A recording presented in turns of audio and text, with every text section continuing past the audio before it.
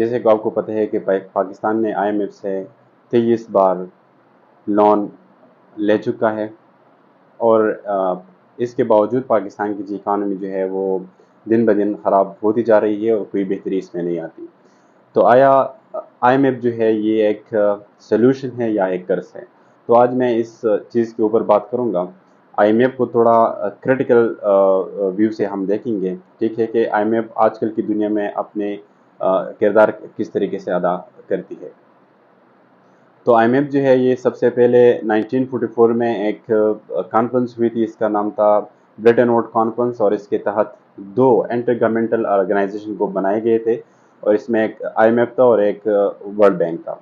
IMF का जो इन दोनों का मकसद यही था कि एक ग्लोबल इकोनॉमिक ऑर्डर जो है इसको मेंटेन रखा जाए, ठीक है।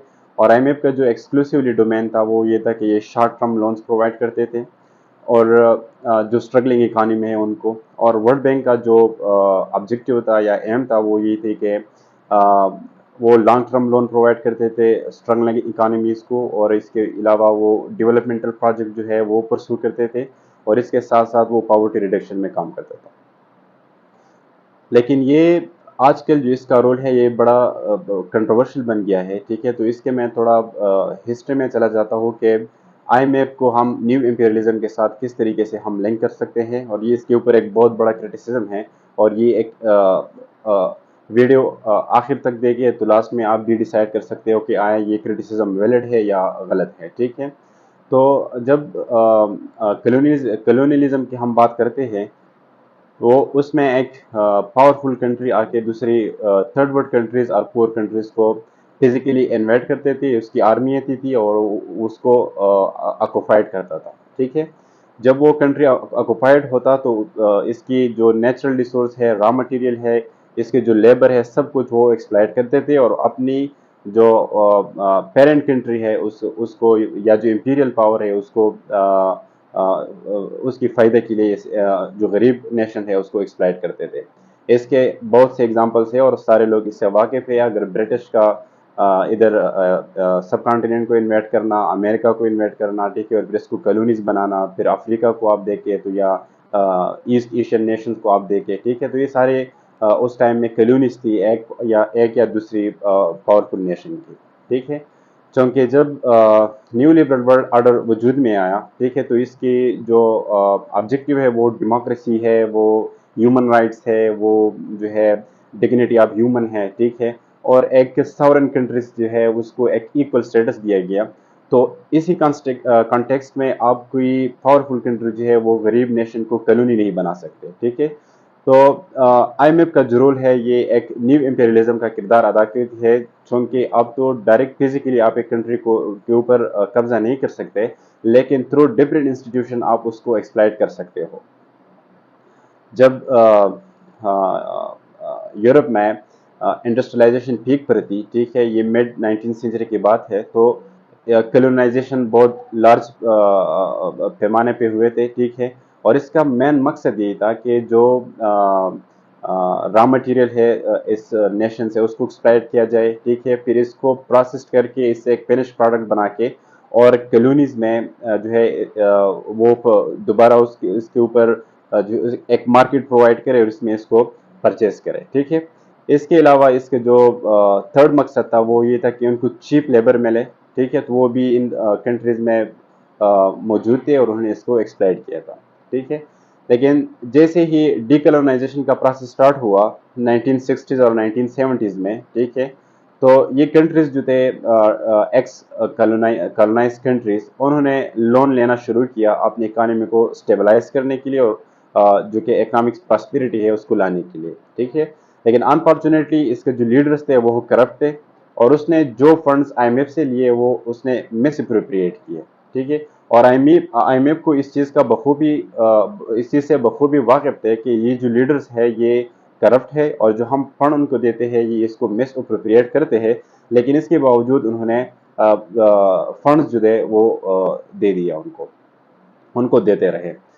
यूँ हुआ कि जब 1980s आई, ठीक है, तो इस कंट्रीज ने बहुत से लोन लिए थे, ठीक है, और इसकी जो इकॉनमी थी वो दिन ब दिन ख़राब होती चली गई थी, ठीक है। تو اب وہ اس میں وہ پوٹینشیل نہیں تھے کہ ایکسٹرنل ڈیٹ جو ہے اس کو ادا کر سکے. تو یہ ایک بہترین اور کنڈوسیو انوائرمنٹ بن گئی ورلڈ پاور کے لیے، پارٹیکولرلی ویسٹرن ورلڈ کے لیے، اور انہوں نے ان کے لیے ان کو جو ہے ڈیموکریسی آفر کی کہ ٹھیک ہے ہم آپ کے جو اسٹرگلنگ اکانومیز ہے اس کو ہم ٹھیک کرنے میں مدد کرتے ہیں، اس کو ریسٹرکچر کرنے میں مدد کرتے ہیں، لیکن جو آپ democracy as a form of government جو ہے اس کو ایکسیپٹ کر لیں. تو جیسے انہوں نے لون دیا، اس کے ساتھ انہوں نے کچھ کنڈیشنز بھی دیے آئی ایم ایف نے، وہ ہوتے اسٹرکچرل ایڈجسٹمنٹ پروگرام.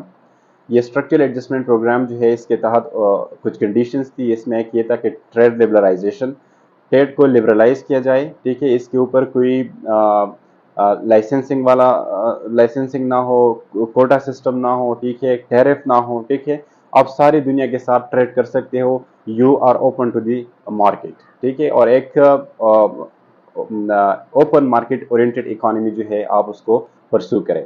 اس کے علاوہ اس سے کیا ہوا کہ جو غریب نیشنز تھے اس کی جو ایکسپورٹ تھی، ٹھیک ہے، وہ تو کچھ نیچرل ریسورسز ہے یا کچھ نٹس ہے، کافی ہے، یا اس طرح کے کچھ چیزیں تھے جو کہ اس کے ویلیو یا پرائس بہت کم تھا، ٹھیک ہے، اور ساتھ ساتھ یہ سارے فور نیشن جو ہے اس کی تقریباً جو ریسورسز تھے ایکسپورٹ تھے وہ سیم تھے.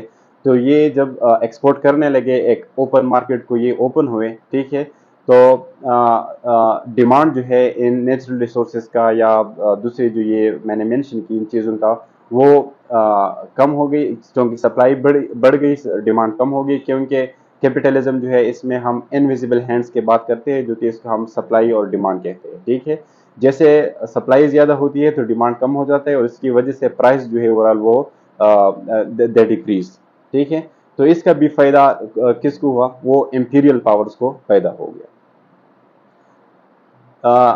جب یہ کنٹریز اپنے ایکسپورٹ کو بہتر بنانے کی کوشش کرتے ہیں، ٹھیک ہے، تو اس سے یہ ہوتا ہے کہ اس کا جو سوشو ایکنامک ڈیولپمنٹ ہے اس پہ اس کا فوکس نہیں رہتے، ٹھیک ہے. تو لائک وہ اپنے ہیلتھ سیکٹر کو، ایجوکیشن سیکٹر کو یا ادر سیکٹر جو ہے اس میں فوکس نہیں رہتے، کیونکہ ان کے تمام جو فوکس ہے وہ ایکسٹرنل ڈیٹ پہ ہوتے ہیں یا اپنے جو ایکسپورٹ ہے اس کو بہتر بنانے میں ہوتے ہیں، کہ تاکہ جو ریجنل کنٹریز ہے یا ادر کنٹریز ہے اس کے ساتھ جو ہے مقابلہ کر سکے، تاکہ جو یہ قرضہ لیتے ہیں اس کو جو ٹریڈ ڈیفیسٹ ہے اس سے بچے. ٹریڈ ڈیفیسٹ یہ ہوتے ہیں کہ جب آپ کا امپورٹ زیادہ ہو اور ایکسپورٹ کم ہو، ٹھیک ہے، اپنے سوشیو اکنامک چیزوں پہ فوکس نہیں رہتے. جب فوکس نہیں رہتے تو اس سے سوشل انریسٹ آتی ہے، لوگ پروٹیسٹ کرتے ہیں، انفلیشن زیادہ ہو جاتی ہے، تو ایک پولیٹیکل انسٹیبلٹی جو ہے وہ بن جاتی ہے، ٹھیک ہے. تو جب پولیٹیکل انسٹیبلٹی یا اکنامک کرائسس آتے ہیں تو ملٹی نیشنل کمپنیز جو ہوتے ہیں وہ اس کنٹری سے وڈرا کرتے ہیں، ٹھیک ہے، تو اور جو کرائسس ہے اس کو اور بھی ڈیفینڈ کرتے ہیں، ٹھیک ہے.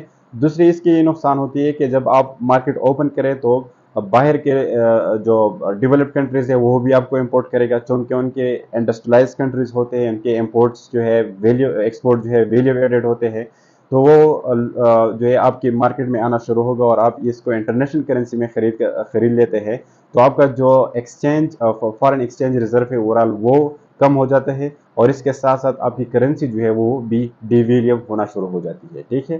تو یہ سارا ایک کنڈوسیو انوائرمنٹ بن جاتا ہے ڈیولپ نیشنز کے لیے کہ یہ مارکیٹ جو ہے اس کو ایکسپلائٹ کر سکے.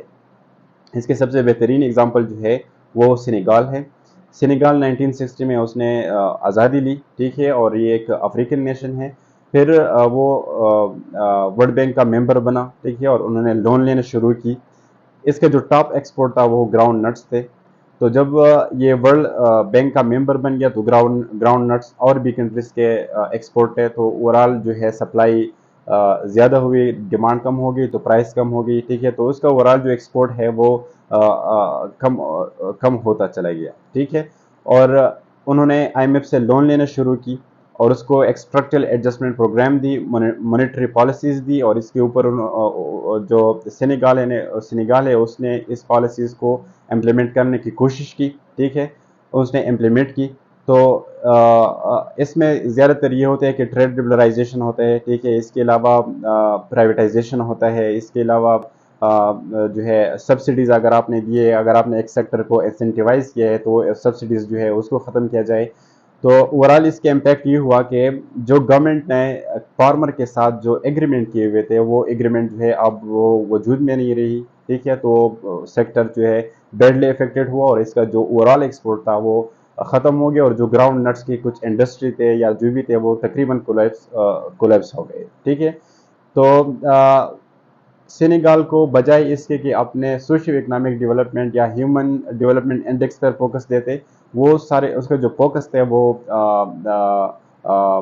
ایکسپورٹ کو بڑھانے میں، ایک اکانومی کو ریسٹرکچر کرنے میں، اور جو اس کی کنڈیشنلٹی تھی آئی ایم ایف اس کو فلفل کرنے میں چلی گئی. ٹھیک ہے، تو یہ ایک سبق ہے سینیگال کا، پاکستان کے لیے بھی ہے کہ یہ کس طریقے سے کنٹریز جو ہے اس کو ایکسپلائٹ کرتے ہیں. پاکستان بار بار آئی ایم ایف سے قرضے لیتے ہیں. ٹھیک ہے، تو اس کا کوئی امپیکٹ ہے نہیں. وہ ہمیں ایک اسٹرکچر ایڈجسٹمنٹ پروگرام دیتے ہیں، اس کے تحت ہم سبسڈیز ختم کرتے ہیں، ہم جو ہے آسٹیریٹی میجر لیتے ہیں. ٹھیک ہے، اس کے علاوہ جو ہے ٹریڈ لبرلائزیشن کرتے ہیں. تو اس سے انفلیشن بڑھ جاتی ہے. جب انفلیشن بڑھ جاتی ہے تو لوگوں میں ایک انریسٹ ہوتا ہے، پروٹیسٹ کرتے ہیں، پولیٹیکل انسٹیبلٹی آتی ہے. ٹھیک ہے، جب پولیٹیکل انسٹیبلٹی آتی ہے تو اکنامک پراسپیرٹی ہو نہیں سکتی. لہٰذا پاکستان گورنمنٹ کو چاہیے کہ وہ اسٹرکچرل ریفارم لے آئے اپنی اکانومی میں، اور اکراس دا بورڈ اس کے اوپر کنسنسس بنائے کہ آئی ایم ایف کی طرف جانا ایک حل نہیں ہے لیکن یہ ایک قرض ہے. ٹھیک ہے، لہٰذا ہمیں چاہیے کہ اپنی اکانومی کو ریسٹرکچر کرے. ہمارا جو ٹیکس کا نظام ہے وہ سینٹرلائز ہے، اس کو ہم ڈی سینٹرلائز کرے، اس کو ہم اور بھی براڈن کرے. کیونکہ اب جو پریزنٹ ہے تقریباً ہمارے جی ڈی پی کا 12% جی ڈی پی جو ہے یہ ٹیکس ہے، ٹیکس کلیکشن ہے، جو کہ بہت کم ہے.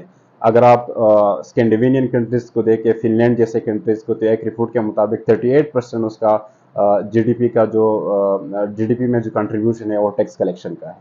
ٹھیک ہے، اسی طریقے سے ہم جو ہے ہمیں چاہیے کہ ہم انڈسٹری کو پرائرٹائز کریں، اس میں فروٹفل ریفارم لے آئے. ٹھیک ہے، ایکیڈیمیا انڈسٹری لنکیج جو ہے اس کو اسٹیبلش کرے. ٹھیک ہے، اور اس کے علاوہ ہمارا جو ایکسپورٹ ہے اس کا باسکٹ بہت لو ہے. ہمیں چاہیے کہ اس کو ہم ڈائیورسیفائی کریں، اس کے لیے مارکیٹ ڈھونڈیں فارن پالیسی کے ذریعے سے، اور اس کے ساتھ ساتھ ہم اس کو ویلیو ایڈڈ کریں. تو اس سے ہماری اکانومی جو ہے وہ بہتر ہو سکتی ہے. تو چاہیے کہ آئی ایم ایف کا جو یہ کمپلیکس اور ایک خطرناک میکینزم ہے، ایک نیو امپیریلزم والا میکینزم ہے، ایک ایکسپلائٹیٹیو میکینزم ہے، اس کو ہم ختم کریں. ٹھیک ہے، اور اپنی اکانومی جو ہے یہ خود جو ہے اس کو پراسپیرس کرے. Thank you so much.